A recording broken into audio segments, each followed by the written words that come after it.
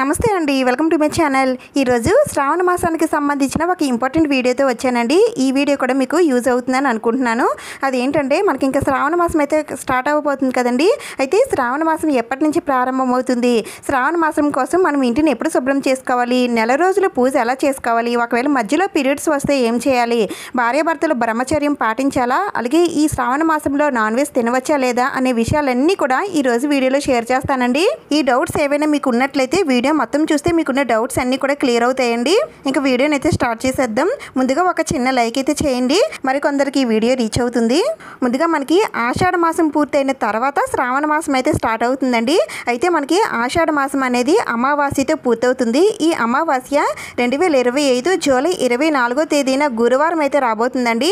ఈ రోజుతో మనకి ఆషాఢ మాసం అనేది ముగుస్తుంది. అయితే ఈ అమావాస్య రోజున మనం ముఖ్యంగా చేయవలసిన పరిహారాలు ఏమిటి, దీపలక్ష్మి పూజ ఎలా చేసుకోవాలి, లక్ష్మీదేవి అమ్మవారిని ఏ విధంగా పూజించాలి అనేవన్నీ కూడా నేను ఇంతకుముందే వీడియో చేసి పెట్టానండి. ఒక్కసారి చూడండి, మీకు ఉపయోగపడుతుంది. ఈ అమావాస్య పూర్తయిన రోజు నుండి మనకి శ్రావణ మాసం అయితే స్టార్ట్ అవుతుందండి. అంటే 2025 జూలై 25వ తేదీన శుక్రవారం నుండి మనకి శ్రావణ మాసం మొదలవుతుంది. ఇంకా ఎప్పుడు ముగుస్తుందంటే 2025 ఆగస్టు 23వ తేదీన శనివారం అమావాస్యతో శ్రావణ మాసం అనేది ముగుస్తుంది. నెల రోజుల పాటు ఆ లక్ష్మీదేవి అమ్మవారికి పూజ చేసుకుంటామండి. అయితే మనకి శ్రావణ మాసం స్టార్ట్ అవ్వడంతోనే శుక్రవారంతో స్టార్ట్ అయింది కాబట్టి ఈసారి మనకి 5 శ్రావణ శుక్రవారాలు అయితే వచ్చాయండి. అయితే ఈ శ్రావణ శుక్రవారాలు ఎప్పుడెప్పుడు వచ్చాయి, శ్రావణ మంగళవారాలు ఎన్ని వచ్చాయి, వరలక్ష్మి వ్రతం ఎప్పుడు వచ్చింది, అమ్మవారికి వ్రతం ఏ సమయంలో చేస్తే మంచిది అనేవన్నీ కూడా నేను ఇంతకు ముందే వీడియో చేసి పెట్టానండి. ఆ వీడియో కూడా మీకు ఉపయోగపడుతుందేమో, ఒకసారి చూడండి. వీడియో తాలూకు లింక్స్ నేను డిస్క్రిప్షన్లో కానీ లేదంటే వీడియో ఎండింగ్లో కానీ ఇస్తాను. అయితే మనం ఈ శ్రావణ మాసం కోసం మనం ఇంటిని తప్పనిసరిగా శుభ్రం చేసుకోవాలా, ఒకవేళ శుభ్రం చేసుకుంటే ఎప్పుడు శుభ్రం చేసుకోవాలి, శ్రావణ మాసానికి ముందే చేసుకోవాలా వచ్చిన తర్వాత చేసుకోవచ్చా అనేవన్నీ కూడా ఇప్పుడు చెప్తానండి. ముందుగా అయితే ఏ ఇల్లు శుభ్రంగా ఉంటుందో ఆ ఇంట్లోకి లక్ష్మీదేవి అమ్మవారు ప్రవేశిస్తారండి. మనం ఏం చేసినా సరే ఆ లక్ష్మీ కటాక్షం కోసమే కదండి. అలాంటి ఆ లక్ష్మీ కటాక్షం మనకి సంపూర్ణంగా కలిగే రోజులే రాబోతున్నాయండి. అందుకనే ముందుగానే మీరు ఇంటిని శుభ్రం చేసుకొని పెట్టుకుంటే ఆ సిరులు కురిపించే లక్ష్మీదేవి గల్లు గల్లున మన ఇంట్లో అడుగు పెడుతుందండి. మరి అమ్మవారు మన ఇంట్లో అడుగు పెట్టాలి అంటే మన ఇల్లు ఎప్పుడు శుభ్రం చేసుకోవాలి అంటే శ్రావణ మాసానికి ముందుగానే ఇంటిని శుభ్రం చేసుకుంటే చాలా మంచిదండి. మనకి శ్రావణ మాసం అనేది 2025 జూలై 25వ తేదీన శుక్రవారం నుండి మొదలవుతుంది కాబట్టి దానికన్నా ముందే ఇంటిని శుభ్రం చేసుకొని ఉంచుకోండి. దానికన్నా ముందు రోజు మనకి 24వ తేదీన అమావాస్య వస్తుందండి. అమావాస్య రోజుల్లో మనం ఇంటిని శుభ్రం చేయకూడదు. అందుకని దానికన్నా ముందు శుభ్రం చేసుకోవాలి. దానికన్నా ముందు రోజు జూలై 23వ తేదీన బుధవారం నాడు ఇంటిని అంతటిని కూడా శుభ్రం చేసుకోవచ్చండి. ఒకవేళ ఈరోజు కుదరకపోయినట్లయితే 22వ తేదీన మంగళవారం శుభ్రం చేయకూడదు.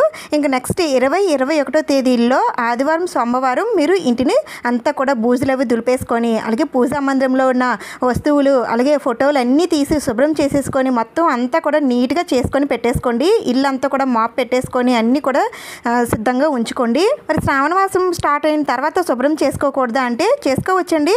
అయితే మనకి శుక్రవారం నుండే మనకి శ్రావణ మాసం అనేది స్టార్ట్ అవుతుంది కాబట్టి ఆ రోజు వదిలేసి నెక్స్ట్ డే 26వ తేదీన శనివారం మీరు ఇంటిని శుభ్రం చేసుకోవచ్చు. అయితే ఇంటిని తప్పనిసరిగా శుభ్రం చేసి పూజ చేసుకోవాలా అంటే చేసుకోవాలండి. ఎందుకంటే మనం ఈ శ్రావణ మాసంలో వ్రతాలు ఆచరిస్తాము. వరలక్ష్మి వ్రతం, మంగళగౌరి వ్రతాలు, శ్రావణ పౌర్ణమి, శ్రావణ శుక్రవారాలు, శ్రావణ మంగళవారాలు ఇలాంటి ఎన్నో పూజలు వ్రతాలు జరుపుకుంటాం కాబట్టి అందుకని ఇల్లంతా కూడా శుభ్రం చేసుకొని ఇలాంటి వ్రతాలు అవి చేసుకోవాలి. ఇంకా తర్వాత ఈ శ్రావణ మాసంలో నెల రోజులు పూజ ఎలా చేసుకోవాలి అని అంటే మీరు రోజు నిత్య దీపారాధన ఎలా అయితే చేసుకుంటారో అలానే చేసుకోవచ్చండి. అయితే ఈ శ్రావణ మాసంలో ముఖ్యంగా మనం జరుపుకునే శ్రావణ శుక్రవారాలు కానీ శ్రావణ మంగళవారాలు, శ్రావణ సోమవారాలు, శ్రావణ శనివారాల్లో మాత్రం కొంచెం ప్రత్యేకంగా ఆయా దేవులకి పూజ చేయాల్సి ఉంటుంది. మిగిలిన రోజుల్లో మాత్రం మీరు రోజు నిత్య దీపారాధన ఎలా చేసుకుంటారో ఆ విధంగానే చేసుకోవచ్చు. ఉదయాన్నే నిద్ర లేచి తలాంటి స్నానం చేసి, అయితే ఇక్కడ ఆడవారు రోజు తలాంటి స్నానం చేయవలసిన అవసరం ఏమీ లేదండి. మీరు 2 రోజులకి 3 రోజులకు ఒకసారి చేసినా పర్వాలేదు. మగవారు అయితే రోజు చేయాలి. ఇంకా పూజా మందిరంలో ముందు రోజు పెట్టిన పువ్వులన్నీ తీసేసి దీపపు కుందులన్నీ కూడా క్లీన్ చేసుకొని మళ్ళీ యథావిధిగా పెట్టుకొని దీపారాధన చేసుకొని ఆ స్వామి అమ్మవార్లకి మీకు వచ్చిన మంత్రాలతో స్వామి అమ్మవారిని పూజించి మీకు తోచిన నైవేద్యం అంటే పాలు కానీ బెల్లం కానీ లేదంటే ఏవైనా మీరు నైవేద్యం చేసి పెట్టాలి అనుకుంటే పెట్టొచ్చు. ఏది ఉంటే అది పెట్టొచ్చండి. నైవేద్యం పెట్టి ధూపం చూపించి నీరాజనం సమర్పించండి. ఇంతేనండి, సింపుల్గా రోజు పూజ చేసుకోండి. కానీ మిగిలిన రోజుల్లో మాత్రం కొంచెం అమ్మవారి కటాక్షం పొందేలాగా అంటే శ్రావణ శుక్రవారాల్లో కానీ అలాగే మంగళవారాల్లో గౌరీదేవి అమ్మవారిని అయితే పూజిస్తామండి. సౌభాగ్యం కోసం, సంతానం కోసం అది. అలాగే శ్రావణ సోమవారాల్లో మనం శివయ్యని అయితే పూజిస్తాము. ఇంకా శ్రావణ శనివారాల్లో ఆ వైకుంఠనాథుని అయితే పూజిస్తాము.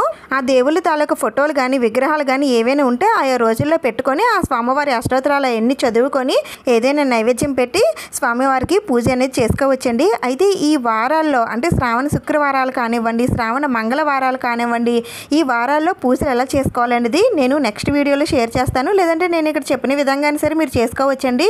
మీ శక్తిని బట్టి, సామర్థ్యాన్ని బట్టి పూజలు అనేవి చేసుకోవచ్చండి. రోజు ఉపవాసం ఉండాలంటే అవసరం లేదండి. ఏదైనా ప్రత్యేక రోజుల్లో మాత్రమే ఉంటే సరిపోతుంది. అంటే శ్రావణ శుక్రవారాల్లో కానీ, శ్రావణ మంగళవారాల్లో కానీ, లేదా వరలక్ష్మి వ్రతం రోజున కానీ, ఏకాదశుల్లో కానీ, పౌర్ణమి రోజున కానీ పూజ అయ్యేంత వరకు ఉపవాసం ఉంటే సరిపోతుంది. లేదంటే సాయంత్రం వరకు ఉపవాసం ఉండవచ్చండి. మళ్ళీ సాయంత్రం కూడా పూజ చేసుకోవాలా అండి అంటే సాయంత్రం పూజ చేసుకుంటే చాలా మంచిదండి. లక్ష్మీదేవి అమ్మవారు సంధ్యా సమయంలో లోక సంచారం చేస్తారని అంటారండి. ఆయా సమయాల్లో మీరు ద్వారబంధం దగ్గర 2 దీపాలు పెట్టుకొని అమ్మవారికి స్వాగతం పలికే విధంగా మీ ఇంటిని ఉంచుకుంటే చాలండి. సాయంత్రం పూట ధూపం అది వేసుకొని ద్వారబంధం దగ్గర దీపాలు పెట్టుకొని ఇంట్లో పూజా మందిరంలో కూడా దీపాలు వెలిగించుకొని సింపుల్గా పూజ చేసుకుంటే చాలండి. మాకు సాయంత్రం పూట కుదరదండి, మేము ఆఫీసులకు అది వెళ్ళిపోవాలని అనుకుంటే ఉదయం చేసుకున్నా చాలండి. మరి మధ్యలో పీరియడ్స్ వస్తే ఎలా అండి అంటే మధ్యలో పీరియడ్స్ వచ్చిన 5 రోజులు వదిలేసి మిగిలిన రోజులు అన్ని రోజులు చేసుకోవచ్చండి. మరి పీరియడ్స్ అయిన తర్వాత కూడా మళ్ళీ ఇంటిని అంతా కూడా డీప్ క్లీన్ చేసుకోవాలా అంటే అవసరం లేదండి. మీరు ఇల్లు అంతా కూడా తిరగకుండా ఏదో ఒక దగ్గర ఉంటే ఆ ప్రాంతాల్లో మీరు తిరిగినటువంటి ప్రాంతాల్లో క్లీన్ చేసుకొని మీరు ముట్టుకున్నవన్నీ క్లీన్ చేసుకుంటే చాలు. 5వ రోజు నుండి మళ్ళీ మీరు యథావిధిగా పూజ అనేది స్టార్ట్ చేసుకోవచ్చు.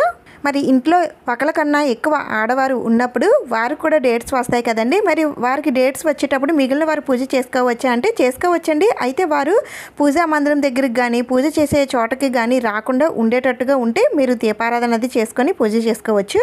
మాకు నెల రోజులు పూజ చేయడం కుదరదండి, మరి ఎప్పుడెప్పుడు చేసుకోవాలి అంటే శ్రావణ శుక్రవారాల్లో, శ్రావణ సోమవారాల్లో, శ్రావణ మంగళవారాల్లో, శ్రావణ శనివారాల్లో ఈ 4 రోజులు చేసుకున్నా చాలండి.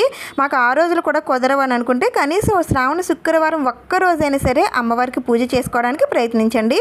ఈ శ్రావణ మాసం నెల రోజులు కూడా పూజ చేస్తాం కదండి. మరి భార్యాభర్తలు బ్రహ్మచర్యం పాటించాలా అంటే అవసరం లేదండి. ఏదైనా విశేషమైన రోజుల్లో మనం పూజలు వ్రతాలు చేసుకున్నప్పుడు మాత్రమే బ్రహ్మచర్యం పాటించాలి. రోజు నిత్య దీపారాధన చేసుకునేటప్పుడు బ్రహ్మచర్యం ఏమీ పాటించిన అవసరం లేదు. మీరు రోజు ఎలా ఉంటారో అలానే ఉండొచ్చండి. నెక్స్ట్ డే మాత్రం స్నానం చేసేసి మళ్ళీ దీపారాధన చేసుకోవచ్చు. మగవారు అయితే తప్పనిసరిగా తలస్నానం చేసి పూజ అనేది చేసుకోవాల్సి ఉంటుంది. ఏదైనా వ్రతాలు చేసుకునేటప్పుడు పౌర్ణమి వేళల్లో, ఏకాదశి సమయాల్లో, అలాగే ఇంకా మీరు ఉండగలిగితే శ్రావణ శుక్రవారాల్లో ఉండడానికి అయితే ప్రయత్నించండి. మిగిలిన రోజుల్లో బ్రహ్మచర్యం అయితే పాటించిన అవసరం లేదు. మీకు అర్థమైందని అనుకుంటున్నాను. ఈ శ్రావణ మాసం నెల రోజులు మాంసాహారం తీసుకోకూడదా, నాన్ వెజ్ తినకూడదా అంటే నెల రోజులు మాంసాహారం జోలికి వెళ్ళను అని మొక్కుకున్న వారు మాత్రం నాన్ వెజ్ అయితే తీసుకోకూడదండి. మామూలుగా అలాంటి మొక్కులేమీ మొక్కుకోలేదండి అని అనుకునేవారైతే నాన్ వెజ్ తీసుకోవచ్చు. మరి ఎప్పుడు తీసుకోవచ్చండి? మరి ఉదయం పూట రోజు పూజ చేసుకుంటాం కదా, మరి మధ్యాహ్నం పూట తినవచ్చా అంటే మీరు ఉదయం పూజ చేసుకున్న తర్వాత మధ్యాహ్నం తినొచ్చండి. మధ్యాహ్నం తిన్న తర్వాత మాత్రం సాయంత్రం మళ్ళీ పూజ చేసుకోవడానికి వీలు లేదు. మళ్ళీ నెక్స్ట్ డే మాత్రమే తలంటి స్నానం చేసి అప్పుడు మాత్రమే మళ్ళీ పూజ చేసుకోవాల్సి ఉంటుంది.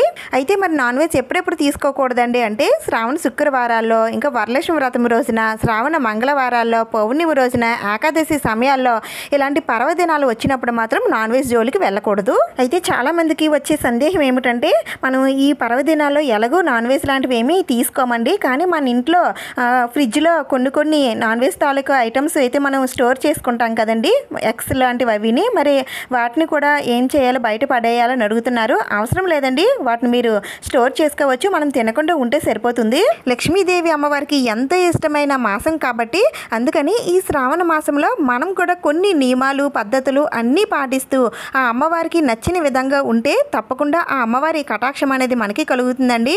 అన్ని విషయాలు కూడా చాలా వివరంగా చెప్పానని అనుకుంటున్నాను. మీకు అర్థమైతే కనుక తప్పకుండా లైక్ చేయడం మాత్రం మర్చిపోకండి. అలాగే సబ్స్క్రైబ్ కూడా చేసుకోండి. నెక్స్ట్ శ్రావణ మాసం పూజా విశేషాలతో రాబోతున్నాను. సబ్స్క్రైబ్ చేసుకొని పక్కనే ఉన్న గన్ సింబల్ ఆన్లో పెట్టుకోండి. ఇంకొక మంచి వీడియోతో మళ్ళీ కలుద్దాం. అంతవరకు సెలవు. నమస్కారం.